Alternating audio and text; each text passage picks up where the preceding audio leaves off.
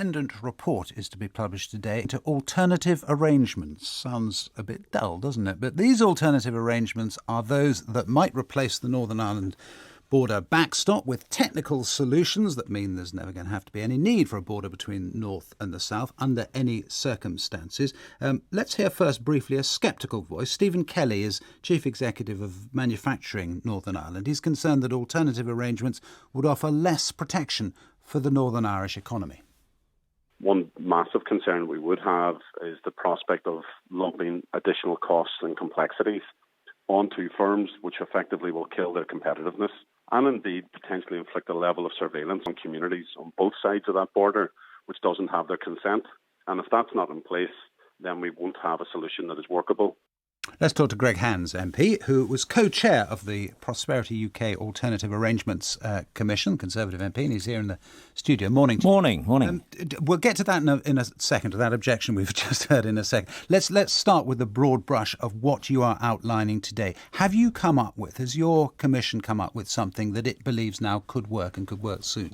Yes, our proposal here is a technical report, 202 pages of detail on how alternative arrangements could work so that we wouldn't need the backstop. It outlines various things, including a multi-tiered trusted trader scheme, an SPS zone. SPS meaning? SPS meaning sanitary and phytosanitary in relation to animals and agri-food. And it proposes a series of things. There's an interim report. We'll be publishing the final report next month. We've taken evidence in Belfast, in Newry, in Derry, Londonderry, in Dublin. So we've really talked to a lot of people, including Stephen Kelly, who was on your report earlier.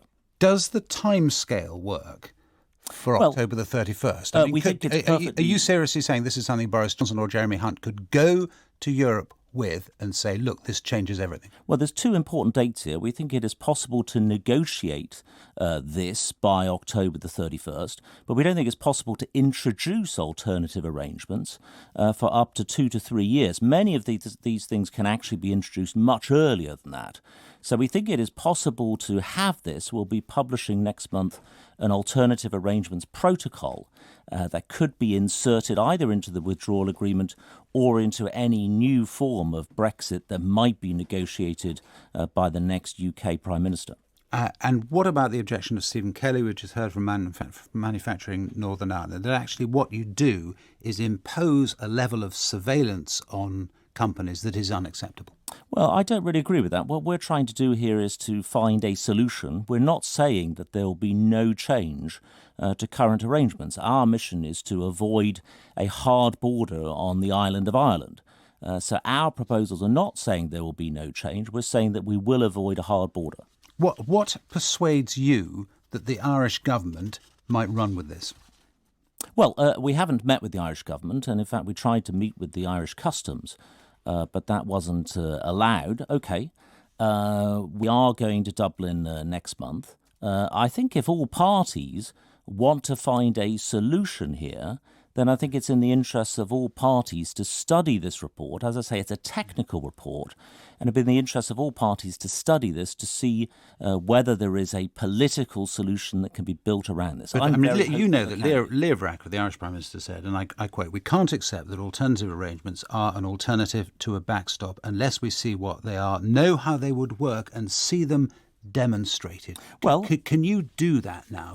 Many of these alternative arrangements, none of these new alternative arrangements, by the way, involve futuristic unicorn-style technology. All of these alternative arrangements are either in place somewhere around the world or are actually already in operation. Leo Varadkar also said that he would like to see them fleshed out and demonstrated. We have certainly fleshed them out today in this report. Can you demonstrate? And many of these things are already demonstrated on other borders. For example, Trusted Trader Scheme, we based it very much on the Platinum Scheme. I'm a former trade minister, on the Platinum Scheme that is in operation between the US and Canada, which is very much a customs border. So we look at how that works, and we've looked at other examples around the world. Greg Hands, thank you very much.